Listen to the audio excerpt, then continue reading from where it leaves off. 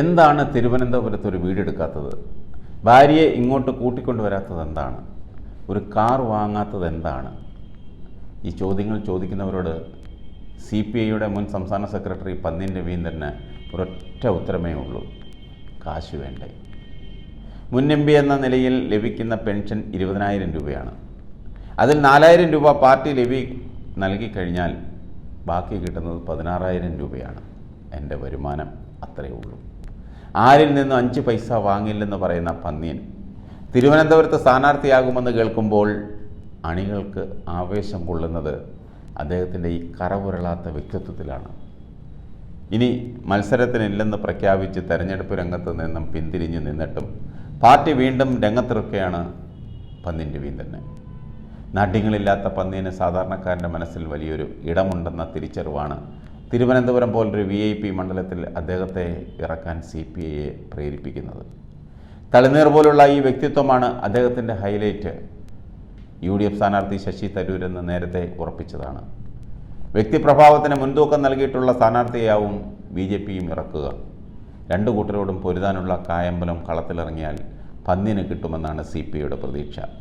സ്ഥാനാർത്ഥിത്വത്തെക്കുറിച്ചുള്ള ചോദ്യത്തിന് അത് ഔദ്യോഗിക തീരുമാനം വരട്ടെ എന്നുള്ള പക്വമായ മറുപടിയാണ് പന്ന്യൻ നൽകുന്നത്. എങ്കിലും തെരഞ്ഞെടുപ്പ് സാഹചര്യങ്ങളെക്കുറിച്ച് കൃത്യമായ കാഴ്ചപ്പാട് അദ്ദേഹത്തിനുണ്ട്. കഴിഞ്ഞ ലോക്സഭാ തെരഞ്ഞെടുപ്പിലെ സ്ഥിതിയല്ല ഇപ്പോഴെന്നും പന്ന്യൻ ചൂണ്ടിക്കാട്ടി. കോൺഗ്രസ് നേതൃത്വത്തിലുള്ള ഒരു സർക്കാർ കേന്ദ്രത്തിൽ അധികാരത്തിലെത്തുമെന്ന പ്രതീക്ഷ ന്യൂനപക്ഷ വിഭാഗങ്ങളടക്കമുള്ളവർക്കുണ്ടായിരുന്നു. UDFന് ഇത്രയധികം സീറ്റുകൾ കേരളത്തിൽ കിട്ടാൻ ഇത് കാരണമായി. എന്നാൽ സംഭവിച്ചത് മറിച്ചാണ്. രാജ്യത്ത് മതനിരപേക്ഷത ഉറപ്പാക്കാൻ ഇന്ത്യ മുന്നണിക്ക് കഴിയുമെന്ന ഒരു വിശ്വാസം ഇപ്പോൾ ഉയർന്നിട്ടുണ്ട്. PK വാസുദേവൻ നായരുടെ നിര്യാണത്തെ തുടർന്ന് 2005 തിരുവനന്തപുരത്ത് നടന്ന ഉപതെരഞ്ഞെടുപ്പിലാണ് പന്ന്യൻ രവീന്ദ്രൻ ആദ്യമായി ലോക്സഭയിലേക്ക് മത്സരിക്കുന്നത്.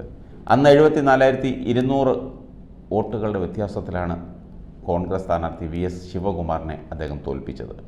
കഴിഞ്ഞ 15 വർഷമായി മണ്ഡലത്തെ പ്രതിനിധീകരിക്കുന്ന MPയുടെ പ്രവർത്തനങ്ങൾ എങ്ങനെ വിലയിരുത്തുന്നുവെന്ന ചോദ്യത്തിനും ഉണ്ട് അദ്ദേഹത്തിന് ഉത്തരം. പന്ന്യൻ സ്റ്റൈലിലുള്ള മറുപടി: എതിർ സ്ഥാനാർത്ഥിയെ വിമർശിക്കാൻ ഞാൻ തയ്യാറില്ല. ഇക്കാര്യങ്ങൾ വോട്ട് ചെയ്യുന്ന ജനങ്ങളാണ് പരിശോധിക്കേണ്ടതെന്നാണ് പന്ന്യൻ രവീന്ദ്രൻ പറയുന്നത്. സാധാരണ കുടുംബത്തിൽ നിന്ന് വന്ന് പാർട്ടി സംസ്ഥാന സെക്രട്ടറി പദവി വരെ എത്തിയ പന്ന്യൻ രവീന്ദ്രനെ ജനങ്ങൾക്ക് നന്നായി അറിയാമെന്നതാണ് ഏറ്റവും പ്രധാനമെന്ന് മന്ത്രി GR അനിൽ പറയുന്നു.